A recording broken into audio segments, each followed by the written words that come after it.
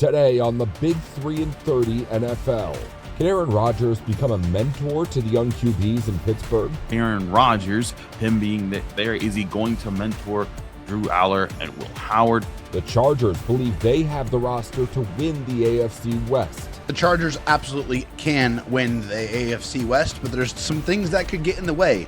And some position battles brew at Titans OTAs. What are the open spots for the Tennessee Titans? This is the Big 3 and 30 NFL, the three biggest stories in the NFL from our local experts at the Locked On Podcast Network. We bring you the real story, why it matters, what's next, who wins the big game, and more, all in 30 minutes. The Big 3 and 30 NFL starts now. Thank you for making the Big 3 and 30 your first listen of the day. Part of the Locked On Podcast Network, your team every day.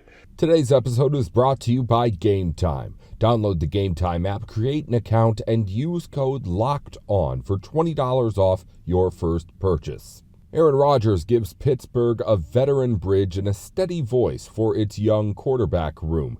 Chris Carter with Locked On Steelers breaks down what he can bring as far as knowledge to the locker room. Aaron Rodgers, him being there, is he going to mentor Drew Aller and Will Howard? And we got to talk about it because that was the big news that happened this weekend officially. Well, I guess it's not official yet, but we did get the substantiated reports that he has now agreed to terms to sign with the Pittsburgh Steelers. The actual signing of the document hasn't happened yet, but we are going to talk about how that is going to play out for things and why I do think it's good that it happened. We also just want to remind you that this is exactly what we said was always going to happen, and that all the people that were playing sensationalist nonsense to try to get clicks out of you, this might not happen. No, it always was going to. We said this months ago, just like we said this last year. Wasn't a secret, wasn't crazy. We're telling you, but I do think that despite this being an inevitable thing that was going to happen, I still think it's important that it's happening now. And the one thing I was wondering is, would he wait again till minicamp, or would the line drawn in the sand by Art Rooney for May 18th be something that he adhered to? And he did, because now it's supposedly he's here and he's ready to agree to a deal, and he's going to help the Steelers in this earlier part of the offseason. And I think that's good for the Steelers. I also think it was funny because someone said, "Hey, Chris, well, this news, at least you didn't have to re-record an episode because this happened on a Saturday." And it did. And they're right. I didn't have to re-record an episode. I just had to step out of a wedding that I was at, and I was here making a live video outside that wedding with the corsage still on my suit jacket. So thanks again, Omar Khan and Aaron Rodgers, for picking convenient times for me to do things. But again, getting into what's happening here, I think that one thing that could be overlooked in this whole process is I do think Aaron Rodgers being in sooner can help a lot of the two young quarterbacks that they're trying to develop in Will Howard and Drew Aller a little bit in how they can prepare and move things forward, particularly in how they study Aaron Rodgers. Now, let me make this clear, because I think some people, when they hear Aaron Rodgers mentoring Drew Aller and Will Howard, they think that Aaron Rodgers is going to show up at every one of the practices and said, "All right, you two, get out here and show me what you got." And he's going to make them do certain things. And I think there's going to be times where he does monitor them and just give his opinion. But I think that's not necessarily going to be the big thing that Aaron Rodgers looks at the most. I think that he's going to look at, I think that's where Mike McCarthy, Tom Arth, Frank Signetti, Brian Angelico, like that whole crew of coaches that I've been talking about, I think that's where they're definitely going to be involved. But where I think Aaron Rodgers can help them be involved is them being smarter in how they prepare for certain situations. Like, for example, whatever you think about Aaron Rodgers and his comments, off the field or other things about him, the man is a very high IQ football player. Like, he reads defenses well. He thinks at a high level on the field. He distributes the football. He understands, disguises very well. And he also has, and to do that, you have to work through the entire NFL process and know how everything impacts you, and know how to plan for things and how to adjust on the fly. And, to adjust on the fly, you're often, that's because you pre-planned for contingency plans and how to adjust. And I think that's something that Aaron Rodgers, if I'm a quarterback learning on him, I'm trying to learn all his tricks of the trade. How does he study? What are the tips that he figures things out so quickly and maneuvers through them, and it does that while maintaining the NFL season. Those are all things. If I'm Drew Aller and I'm Will Howard, I am taking lots and lots of notes on, and those are the things that can help you develop. And I don't think it's simply boiling down to what we talked about last week, where it's, they're working on their footwork, or they're working on the throwing motion, or they're working on this thing. And those are definitely part of it. I don't think Aaron Rodgers is going to be wasting his time doing any of that stuff trying to help them along. But I do think, for some of the challenges that come with being an NFL player, there's the week-to-week pace of things. Things are generally faster. It helps to kind of know people and to have people in your corner who know the grind of the uptick and change in pace that the NFL game puts pressure on young players when they're coming from college. And Will Howard may be a year out of college because he was on the team last year, but he really didn't get a chance to play. So he didn't get the chance to kind of experience that. Drew Aller coming from Penn State this year, I think that's something that he's going to need adjusting to, is the fast-pacedness of the game and how much more athletic everyone is, how much more complex the defenses are. And this is where he can get a leg up and say, okay, let me spend a year studying how Aaron Rodgers handles this week to week. And let me incorporate that into my weekly prep plans that I develop for myself during seasons. I think those are things that could really help the Steelers figure out more about these young quarterbacks sooner rather than later. And make no mistake, I don't think that either one of these guys start in Will Howard or Drew Aller start in place of Aaron Rodgers at any point this season, unless the season is completely lost or Aaron Rodgers is injured. I don't think they're forcing them in there, and I think it's a good thing. We talked about this last week a bit too. I think some people out there think, oh, well, you got to see what they got. You got to put them out there so you know what you have. They know what they have. They have a late round quarterback pick and a mid round quarterback pick, both who they have a decent upside, and they hope to get the best out of them. But that just because you have that doesn't mean you have to force them into starting roles. You let them earn them if they want to. And if you go and draft a quarterback in the first round the next year, then you know what? That means they're the more experienced guys, and it's time for them to fight and prove their worth in the preseason that year. But right now, I don't think the obligations are crazy on the Steelers as far as how they handle the quarterback situation. But I do think it'll be another thing to add to their quarterback development project by having Aaron Rodgers around. So now you have Aaron Rodgers and all those coaches I just named who can all help with the QB process, and I think that could be important for a guy like Drew Aller, whose fundamentals would break down in key moments, and he has the size and he has the arm strength and he has all these other factors going for him.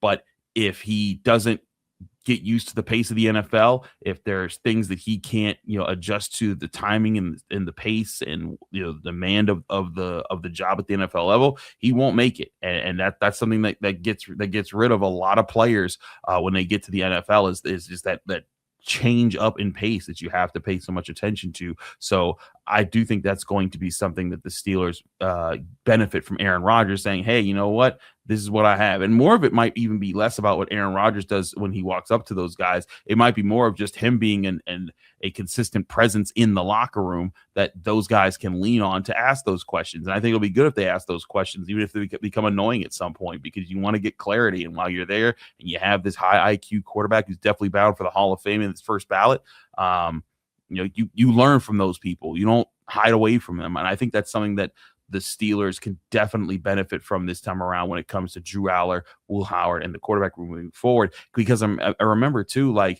this is probably going to be Aaron Rodgers' last hurrah, most likely, I think.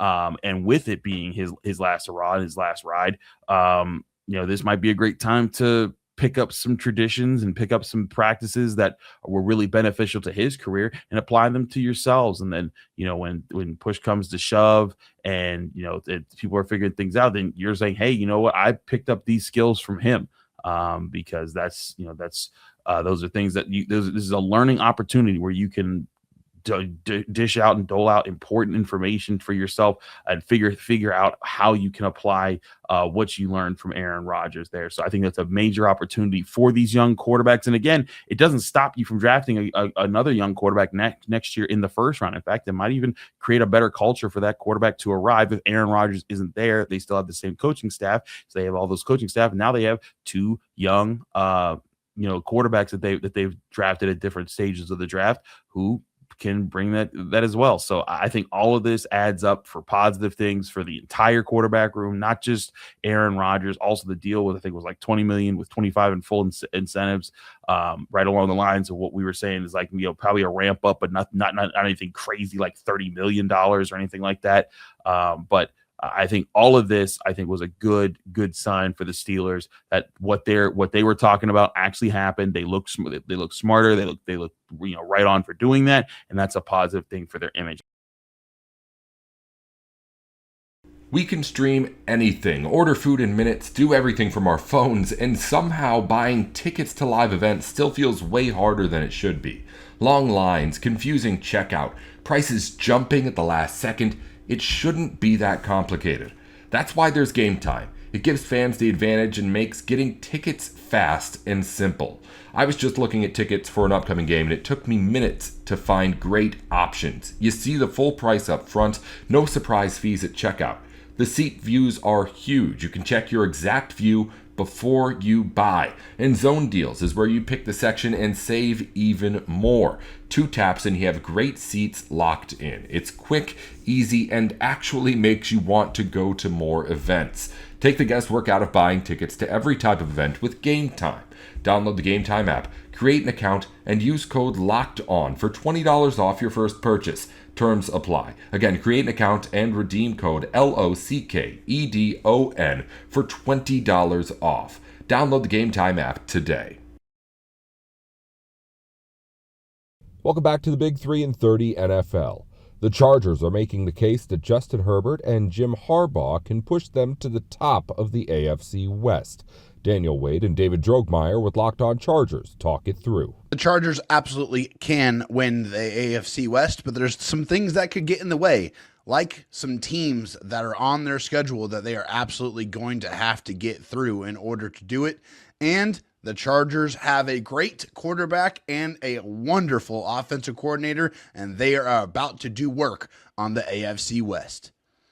This is something I've struggled to kind of get behind the last couple of years. The Chargers actually winning the AFC West. Making the playoffs is one thing. Winning the AFC West is another, because the Chargers have lost in back-to-back first rounds of the playoffs, and the one common denominator there is that they've been on the road, right? Because they have not won their division since 2009. And I think if you're talking about the question of, hey, can this be the year that they actually win the division and secure themselves a home playoff game, I think the answer is yes for many reasons. But I think it starts with one main reason, which is you have a special offensive mind and a special quarterback. And I think when you just look around the league and you start to wonder how many of those are there, right? Like how many truly special quarterback, offensive coordinator, offensive-minded head coach duos are there? There really aren't that many, right? Like Matthew Stafford, Sean McVay, that's one of them. Obviously one that's won a Super Bowl. Andy Reid, Patrick Mahomes, special quarterback, special offensive mind, right? I mean, even the Bears last year, huge turnaround. A part of that was because they got Caleb Williams, who had struggled as a rookie, Ben Johnson. So this was something that when it wasn't going to be the head coach that was the offensive mastermind, which the Chargers haven't gone with either of the last two coaches, it was really, even further than that. It was, okay, can you get him someone that can keep up with the minds of the rest of these guys that you're going up against, including the ones that I mentioned, right? Because even guys like Brock Purdy, like, I don't know if he's a special talent at quarterback, right? Athletically talented wise, but he fits really good in that offense, right? Kirk Cousins fit really good with, in Minnesota in their time with Kevin O'Connell. Even last year, Sam Darnold with Clint Kubiak, a good offensive mind, a good quarterback, a really, really good defense also. But either way, I think as far as, okay, what's the new reason? What's going to change this year and make it the reason the Chargers can actually win the AFC West? That's where I'd start. Definitely, that's where I start as well. I think you know who you have in Justin Herbert. You know the talent that he brings to the table. You know he has the rocket arm. You know he has the accuracy. You know he has the physical and mental toughness to be able to go out there and get it done week in and week out. But he has not always had a play caller that's put him in the best positions to give him some easy throws, to get him some protection schematically, to be able to move the ball down the field to be able to provide him with a effective and efficient rushing attack. These are all things that Mike McDaniel is going to bring to the table just by himself. He's at the cutting edge of the passing game in the NFL, very innovative, uses a lot of motion, a lot of misdirection, a lot of mirages in his offense to try to make the defense try to figure out what he is doing. And the Chargers and Justin Herbert have never had a play caller like this for him. So it's time for him and the play caller that it seems like he was meant to have to show exactly what they are capable of. And I think it's dominance.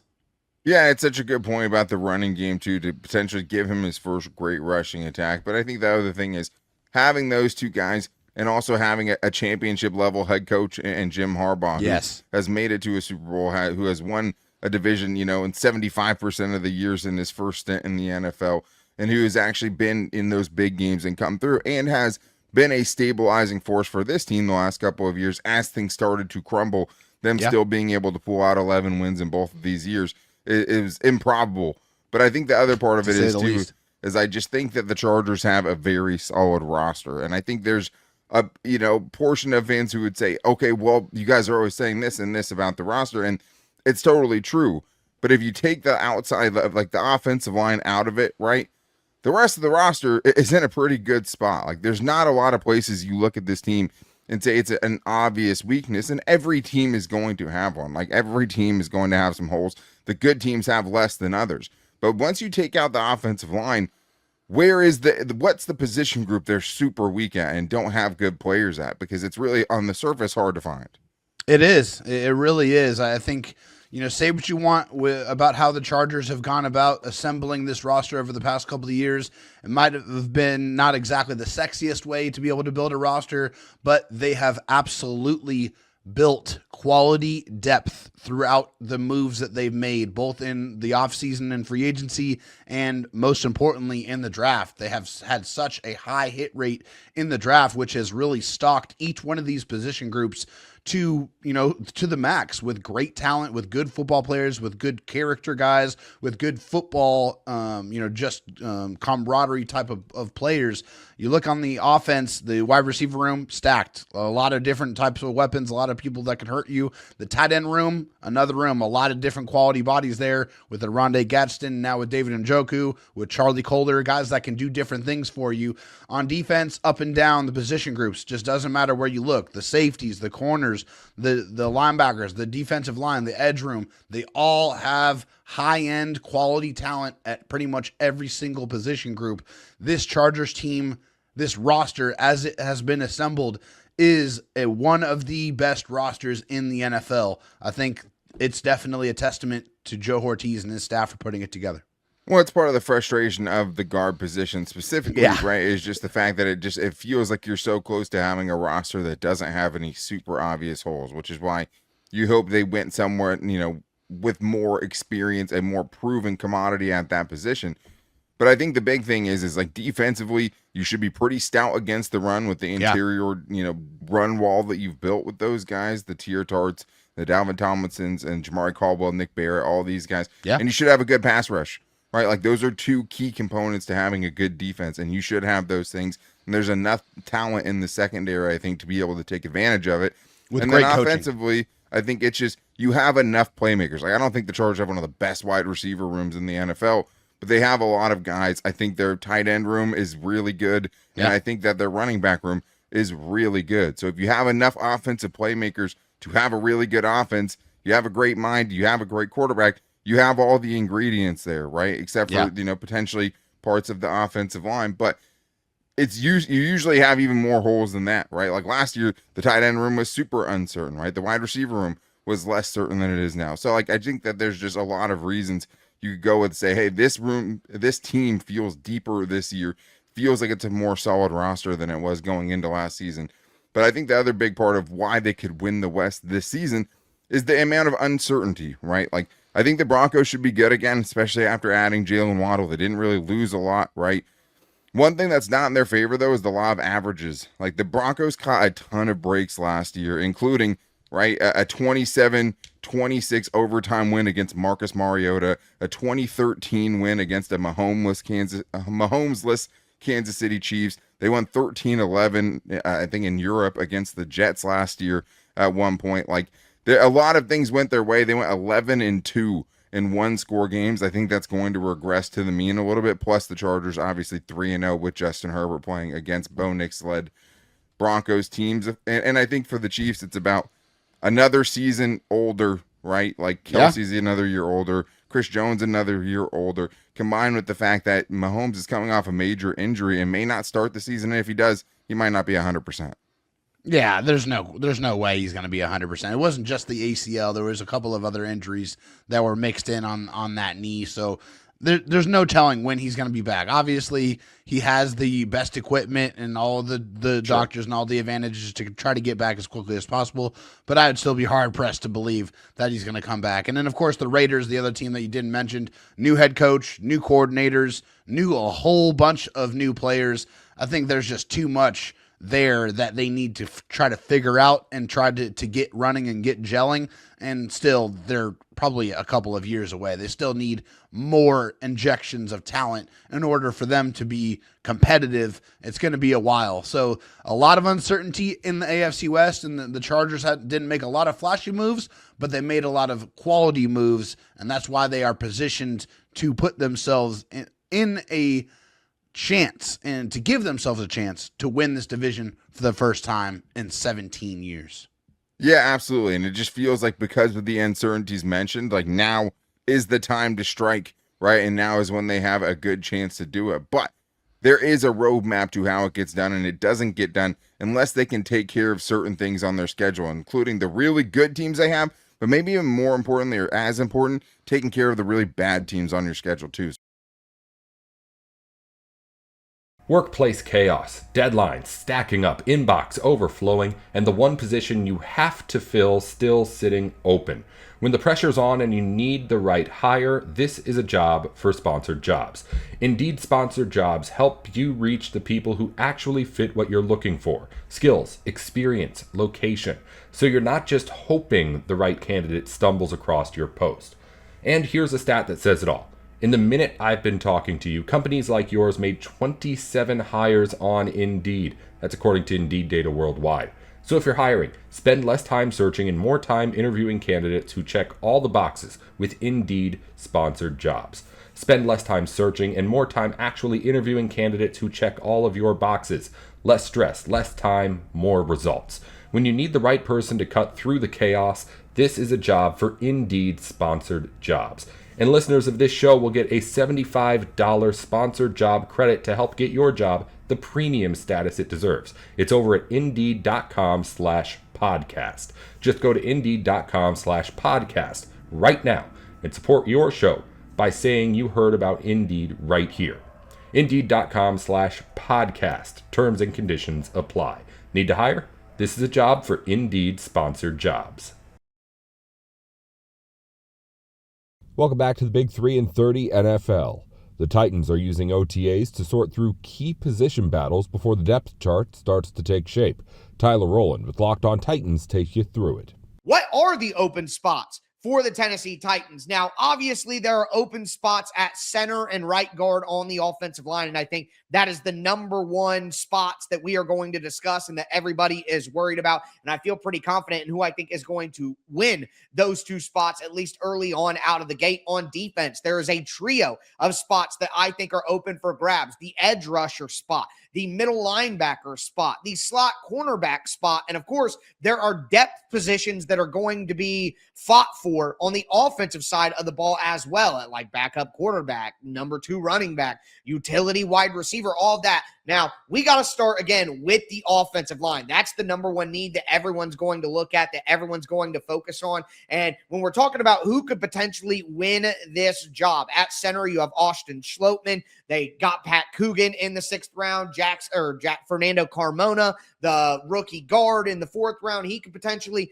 play some center for the Titans. At right guard, I think Jackson Slater is a guy who they're going to look at. Cordell Volson, who is the veteran that they brought in during free agency. Again, you have Fernando Carmona, who is primarily going to be a guard, in my opinion. Maybe he could move to center full time if that's where he's best, and there's some conversation that could happen. But I would say that is the battle. You're either going to have Schlottmann or one of the rookies. You're going to have Volson, Slater, or Carmona there. That's really the 5 names that you have to put in the conversation in those 2 spots. And for me, I think the most likely path forward, probably the simplest path forward.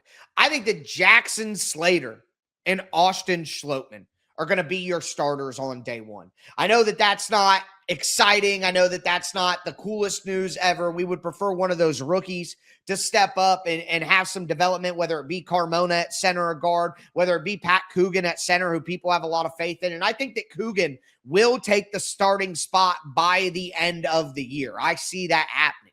But I think early on, week 1, out of the gate, when the Titans, and again, I talked about this yesterday, question that I would love to ask Robert Saleh or Brian Dable, whoever you got to talk to first, is when do you think the offensive line needs to be set for them to have their requisite amount of chemistry and the requisite amount of build-up time that they're going to need to be ready for the regular season? When do you think you need to have this decision made? I would love the answer to that question. But regardless, I think that first initial group for the Titans is going to be Austin Schlottmann and Jackson Slater in the middle of J.C. Latham, Peter Skoronski, and Dan Moore. And I think the reality is when you look at their different situations, it just makes the most sense. For Schlottmann, there's a reason that he was signed once the Titans missed out on some of the top centers. And I think it's because Brian Dable trusts him. Is he a starting level center who you're happy with long-term? No, absolutely not. And they know that. Brian Dable, Mike Borgonzi, they know that Schlottmann isn't the long-term answer at center. But if you miss out on all of the high-profile guys that were there in free agency, and you don't really love the center group or think that there's a day one starter at center in the draft, which, in my opinion, with how far Connor Lew and, Pat Coogan fell, Sam Hecht as well, with how far some of these centers, like a Brian Parker and Matt Golbin and stuff, all these guys that we talked about, Jake Slaughter even, with how far some of these guys fell, the Titans got into a spot after they took Anthony Hill where it's like, okay, we missed out on all the top-tier centers in free agency. We don't think that there's a center in this draft who's a certified day one starter. Let's go get someone who I know that my offensive coordinator and Brian Dable trusts. And I think for the center position in this offense and with Cam Ward, it is critical that they have a veteran up front. I've said that throughout the process. I continue to say that now. They need a veteran. In this system, the center makes protection calls. In this system, the center is more vocal and more a part of the line of scrimmage process than other offensive systems require or need or just are set up that way. This requires vocality out of your center. It requires understanding out of your center. It's not all on the quarterback. And that's good news for Cam Ward. Again, the entire system, it may be more difficult early on to learn all the code words and learn all the terminology and everything. But once you have it mastered, it becomes incredibly simple because of the simple nature of, hey, we're running this route concept on this side with this single code word. And this offensive lineman can yell this one code word and change up the blocking scheme in an instant. Like, it's difficult to memorize and learn what all of the different terminology means. But once you do learn it, now it's incredibly simple to control. All right. So I think that sort of system that puts so much of an emphasis on communication skills for the center, collaborative effort between the quarterback and the center to get the protection schemes and the blocking assignments in the right place. I think with all of that being so critically important in this system, that Schlottmann, the veteran, who's been in the system before, they're going to want him. Now, maybe Coogan over the season can learn those things and learn from Schlottmann, and then him being a better player maybe allows him to take that role. But I feel pretty confident that it's going to be Schlottmann out of the gate. I think that's where I've landed after thinking about it for the last few weeks, thinking about it this weekend. That's where I'm at. And then Slater, to me, is a bit of a, I'm trying to read the tea leaves. They've had Jackson Slater involved a lot in the team media, Twitter videos, and he's gotten a lot of hype, Star Wars Day, and all this stuff. A lot of pictures of him with Peter Skoronski. Saw a video the Titans posted over the weekend of OTA highlights. You know, it's just one of those quick clips of guys running on the field and everything that gets you so fired up, even though it's just small, little nothingness. But it's something, and we love football, don't we? Don't we? Tighten up. But Austin Schlottman and Jackson Slater were working on a zone blocking drill. And they were doing the drill at the same time. It's a guard and a center drill where you work on cross-face blocks, reach blocks, combination blocks, how the center and the guard will operate in these zone runs. Well, I have found from my own personal experience of playing football, which only goes to high school, so it's, you know, but even then I have found paying attention to the order. Oh, so Schlottman and Slater are working together. Oh, so Coogan and Carmona are working together. And it kind of can tell you who the starters are. Oh, Slater and Latham are working on a block together. Oh, Coogan and Schlottman and Skoronski are next to each other working on combination blocks. You can start to, the order that these guys go in sometimes can reveal pairings and lineups and things like that. And since the Titans are locked down as a media team, one of the least fan-friendly media teams in the entire NFL in terms of their access that they allow to the beat reporters and what they allow to be reported. Like other teams, you can say, hey, the starting five on the offensive line is this. Now, you can't say what play they ran, what formation they were in, but you can talk about the lineup. Titans don't even allow that. No videos of 7-on-7 like other teams allow. Titans lock it down. So we're likely not going to know about all these things, but that's why we got to get the magnifying glass out and figure these things out on our own with some clues. You know what I mean? And that's what I do best. I connect the dots. But again, I think that Austin Schlottman, Jackson Slater are going to be your starters on the offensive line. That's all for today's Big 3 in 30 NFL. If you follow basketball or college sports, the Big 3 in 30 has shows for the biggest news in the NBA and on campus going up every week just like this one. Just search the Big 3 in 30 NBA or the Big 3 in 30 college wherever you're listening or watching now. Thanks again for tuning in to the Big 3 in 30 NFL.